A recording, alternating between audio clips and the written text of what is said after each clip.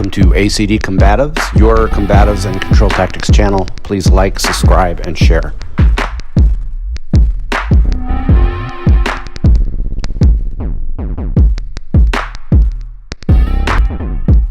Hey guys, this is Kurt. I'm doing a quick video about the fence or flinch response, or what I call instinct-based tactics, versus the elbow shield or cover and advance. These are the two that are used the most in reality-based martial arts as far as entry-level blocking and aggressive attack. And you see here the bad guy being portrayed by Aiken throws a roundhouse punch, and I do an aggressive entry using the arms to enter. It's the key part about this technique is the entering. You can't back up and try to get away from the attack. You have to aggress the attack. And here I am showing it on Bob. You're using your aggressive, strong stance, and you're entering the attack. Here I'm saying the guy throws a roundhouse punch, and I'm entering it with a fence or a shield, using the arms outward in a 90-degree angle. And it's a great way to attack the attack. Very popular, taught in Krav Maga. You've heard it called the spear by Tony Blauer. It's commonly known as the fence or the flinch response.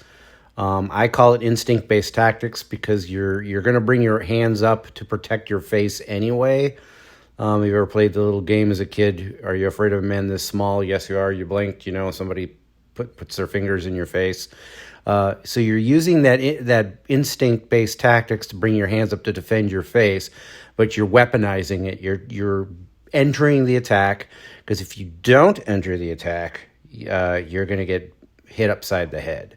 So that's the key to this technique. You may not know what's happening as far as the kind of attack. It doesn't really matter if it's a straight attack like a jab or a cross, or if it's a hooking technique. This pretty much works against both. Here I am doing it again. You either do an underhook then or an overhook, depending on, a lot of times, if the person's taller. And it doesn't really matter what you do after the fact. The initial technique is just that, what I just did. The entering fence technique is like a lot of people call it the fence. And here is an example of what happens if you don't enter it aggressively. You just saw me shrink away and you end up getting hit. So that's the key to the technique. You see the attack coming. The great thing about this technique is you don't necessarily have to know what's coming in at you. A roundhouse punch, a straight cross. As long as you're doing your fence correctly, it shouldn't really matter. Here I am showing an overhook. It doesn't really matter. I'm using a variation of a corkscrew takedown on that. What follows doesn't really matter, other than the 90-degree. You see my elbows coming down across the side of his neck, and I'm doing like the umbrella hook. Here I am doing the same thing. A common response is what I call the A-frame kick or a knee. But here I just showed the oblique kick, which is one of my favorite kicks from this position. I'm actually using this as a takedown. I'm putting my foot above the opponent's, in this case, his left knee, and I'm shoving it, which causes the person to go down. You can turn this into a kick or a takedown. It doesn't really matter. But again, it doesn't really matter what follows. What matters is the initial entrance. You're aggressively bringing your elbows up to protect your head, and you're keeping your arms bent on a 90-degree angle. You're flaying the fingers. That's important as well, because it adds tension to the forearms and it adds strength to your arms, and you're aggressively entering the attack. And here I am demonstrating other things you can do, the push kick, and I'm using a lot of follow-up techniques. Again, it does not matter what your follow-up technique. This video is primarily about the fence, or what I call instinct-based tactics response, versus the elbow shield or the cover and advance. And we're going to get to that in a second. The reason both are two of the most popular things taught in in self-defense based martial arts or reality-based martial arts is because you're a master of none but a jack of all trades. And this is a great way to teach somebody to defend themselves against some of the most common attacks. There are thousands of ways to skin a cat, how to get into the clinch, basically. Here I am showing the elbow shield. One is not better than the other. It's just they're two different techniques to kind of enter your opponent. The great thing about the elbow shield versus the instinct-based tactic or your flinch response is that if you shrink away, your elbows are still going to protect your head. Your head is a ball bearing, and your hands are on top of your head, and you're using your elbows and your forearms to protect your head to make the entrance. And here I am just following up with the handcuffing technique. That's neither here or there for this video, but I'm coming in and I'm entering. In this case, I'm entering. In this particular moment, I do a duck under and take her back. This is Valerie, a former training partner of mine. Again, it doesn't matter. Here we are from the clinch. We're doing some pummeling drills, and then I'm dropping down and doing a body fold. Both techniques, regardless if it's the flinch response or if it's a cover and advance, your elbow shield, it's a way of entering your opponents into that dead zone where you can get clobbered really easily. Both get the job done. The elbow shield is a little more flexible in that if you're not a naturally aggressive person, you can shrink away a little bit and still protect yourself and then turn it into an attack after the fact. The flinch response is primarily something you want to do aggressively all the time. Here I am doing the body clinch. Regardless of how you get there, the key is getting into a body clinch. I just wanted to bring up the difference between the two techniques. I think it's really important to say one is not better than the other. It's more about what is best for the individual over and more importantly than what is best for the situation.